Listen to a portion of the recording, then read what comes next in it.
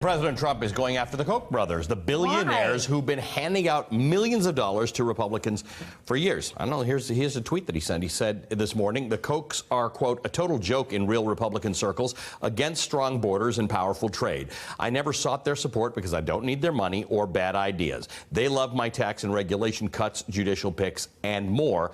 I made them richer. Their network is highly overrated. I have beaten them at every turn. They want to protect their companies outside the U.S. from being taxed.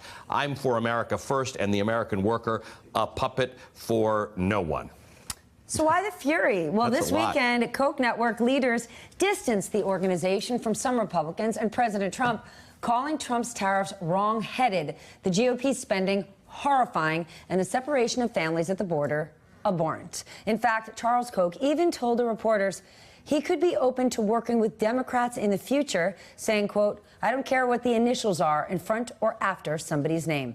His network also announced it would not support a Republican candidate in a close midterm race in North Dakota, saying he's inconsistent on issues that matter to the group. Uh-oh. If inconsistent is a problem the Koch brothers have, they ain't never going back to Trump. Time to talk about the Koch brothers a little bit, right? Let's take a closer look at exactly who they are. Charles and David inherited the nation's second largest private company, Koch Industries, from their father in 1967. Today, Charles is at the helm. David stepped down in June, citing health problems. The two are worth an estimated $120 billion, according to Forbes. Now, the brothers organized their own political network back in 2003, an assembly of libertarians, libertarian-leaning people, rich business people, advocacy groups, made up about 700 members. Each has agreed to contribute at least $100,000 annually to Koch-linked groups. Now, this network has shaped elections for years, even being called more powerful than the Republican National Committee. In 2012, it spent $122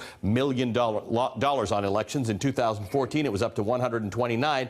And by 2016, the presidential election, an estimated $250 million. And it's upping the ante for the 2018 election cycle, pledging to shell out $400 million on politics and policy. It's already spent $20 million promoting the GOP tax cut plan. So who gets all this money?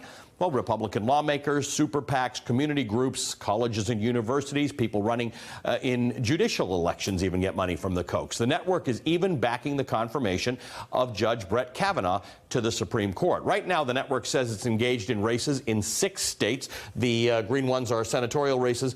The yellow ones, the gold ones, are gubernatorial races. Again, spending hundreds of millions of dollars in an attempt to sway the midterms in favor of vulnerable Republicans and their policies.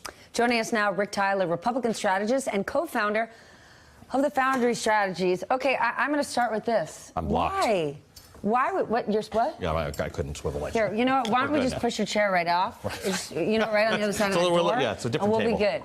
Okay, we'll start again. Why is he doing this? I mean, the Koch brothers, I saw Laura Ingraham last night calling the Koch brothers elitists. Hello? I mean, the idea that the Kochs are a joke is sort of laughable. I mean, so that's what jokes do, you know? Well, to get a sense, that's right, to get a sense of who the Kochs are, they're probably the most successful entrepreneurial family in world history, worth about $120 billion. I'll bet this set has materials made of the Kochs. I'll bet you slept on a mattress last night. That material is made from the Kochs. Ali, I bet you fill up your yacht with Koch fuels. All the time. You know, they make just a myriad of products that we use every single day. So they made a lot of money. If you go up to the Met on 80th Street here in New York City, there's a beautiful fountain in front. It has the word Koch emblazoned on the fountain. Why? Lincoln Center. Lincoln Center. They give money to Lincoln Center. They give money to the Met. I think they're New York's biggest philanthropists, or at least they one of. They are New York's biggest philanthropists, which makes me think about the Trump Foundation. What is it? Not so Under much. Investigation. Now, right. Now they've always been sort of demonized by the left. Harry Reid made a famous statement on the floor saying citing the Koch brothers, and the reason is that it's political. The Koch brothers, you just said, spend hundreds of millions of dollars on election. But it's interesting. They are now willing to withdraw from a key Senate race in North Dakota over not because of politics. They're going to eschew political expediency for policy. Their policies they're not social conservatives. They're very libertarian. They believe in free markets, and they do a lot of things to educate the public on free markets so people will understand why they should be voting for candidates that are free markets. But when the party abandons its principles, and you can see this where they're upset about in the world of free trade and tariffs, they're saying, no, we're going to abandon political expediency and stick with our principles on free markets. Do they really think it's likely, though, that they would work with Democrats or the Democrats would work with them? As you said, they have been demonized on the left. See, we talked about this 2 days ago, and that is that Donald Trump, in many ways, is backward thinking, right? He has this appeal to the remaining segment of a market that says we can bring back coal jobs and manufacturing and all these things that are no jobs of the future. There are no jobs of the future. The Kochs are all about the future, and they're all about their ideas that innovations, yes, they're hard, and they disrupt industries. Uber is a great sense of that. Even the technologies in politics today are disrupting politics.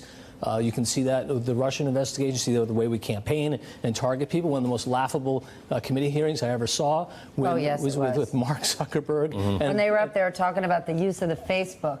And they were talking about, so let me get this straight, Mark Zuckerberg. You target people with advertising they'd like to see. And what Mark should have said was, just the way you target people who are most likely to vote for you. Okay, right. They all use data. Yeah. So the left hates the Kochs. The Kochs hates the left.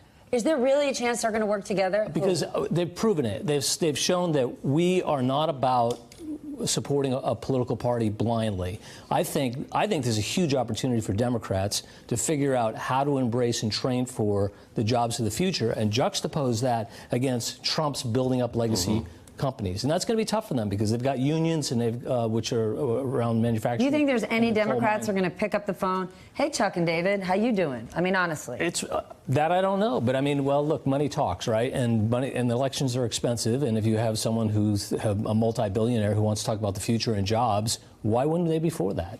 Hey, MSNBC fans, thanks for checking out our YouTube channel. Subscribe by clicking on that button down there and click on any of the videos here to watch the latest interviews and highlights. You can get more MSNBC for free every day with our newsletters. Just visit msnbc.com/newsletters to sign up now.